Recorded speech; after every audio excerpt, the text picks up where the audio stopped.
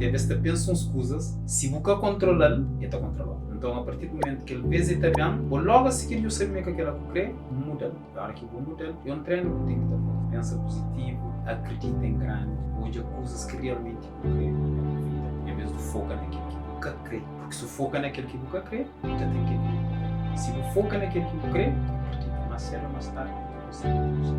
O nosso cérebro, nossa mente, ele é um super, um gigante que atrai aquilo que realmente eu creio. Muitas vezes as pessoas falam, mas se atrai só coisas que eu creio. Mas você pensa só naquilo que eu creio. Foca a mente naquilo que eu creio. Então hoje é muito põe o olho naquilo que eu creio. É tão fácil, só que às vezes nunca te consigo vir hoje em dia, está tão rápido que as pessoas que param.